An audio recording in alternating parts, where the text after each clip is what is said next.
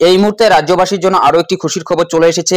বিধবা ভাতা, বার্ধক্য ও বিশেষভাবে সক্ষম অর্থাৎ উইডো, ওল্ড এজ পেনশন অথবা হ্যান্ডিক্যাপ পেনশনের জন্য এই মুহূর্তে সম্পূর্ণ নতুন উদ্যোগ নিয়েছে রাজ্য সরকার। প্রায় 1.5 লক্ষ নতুন নাম যুক্ত করা হবে। তো যারা বিগত দুয়ারে সরকার ক্যাম্পগুলোতে অথবা বিডিও অফিসে, এসডি অফিসে গিয়ে আবেদন করেছিলেন, আপনারা অনেকেই চিন্তিত যে এখনো পর্যন্ত আপনাদের নাম পোর্টালে তোলা হয়নি অথবা আপনারা এখনো পর্যন্ত টাকা পাননি। তবে খুব শীঘ্রই কিন্তু আপনারা টাকা পেতে চলেছেন। যদি আপনি একজন ন্যায্য প্রাপক হয়ে থাকেন, অবশ্যই কিন্তু আপনাদের এবারে নামটি উঠে যাবে, কারণ 1.5 লক্ষ নাম নেওয়া হচ্ছে। অনস্ক্রিন দেখুন এই সংক্রান্ত সম্পূর্ণ নতুন আপডেট চলে এসেছে, বিস্তারিত আপনাদের জানিয়ে দিচ্ছি। বিধবা, বার্ধক্য, বিশেষভাবে সক্ষম ভাতা নিয়ে বড় সিদ্ধান্ত, আওতায় আরো 1.5 লক্ষ উপভোক্তা। রাজ্য সরকার আরো 1.5 লক্ষ মানুষকে বিধবা, বার্ধক্য এবং বিশেষভাবে সক্ষম ভাতার আওতায় আনার সিদ্ধান্ত নিয়েছে।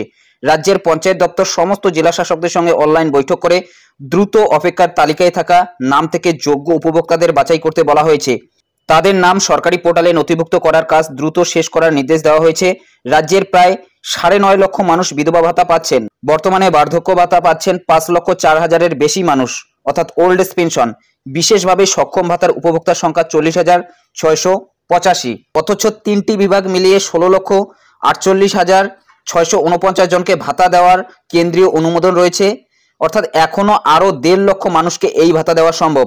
সে কারণে দ্রুত এই তালিকা প্রস্তুত করার নির্দেশ দেওয়া হয়েছে বলে পঞ্চায়েত দপ্তর সূত্রে জানা গিয়েছে। বার্ধক্য ভাতা, বিধবা ভাতার আবেদন হাতে বহু গরিব মানুষ নানা সময়ে বিডিও এবং ডিএম অফিসে ঘুরে হয়রান হন। তাদের দ্রুত সুরাহা দিতে পঞ্চায়েত দপ্তর এই বিষয়ে সব জেলা প্রশাসনের তৎপরতা চায়। কিছু জায়গায় এই সংক্রান্ত যাচাই প্রক্রিয়ার ফাঁক থেকে যাওয়ায় রিপোর্টও মিলছে। তাই বৈঠক ডেকে প্রত্যেক জেলাকে সতর্ক করা হয়েছে। দপ্তরের পরিসংখ্যান অনুযায়ী বিধবা ভাতা ও বার্ধক্য ভাতার ওয়েটিং লিস্টের নাম পরীক্ষার কাজ বাকি আছে, যথাক্রমে 44 ও 47%।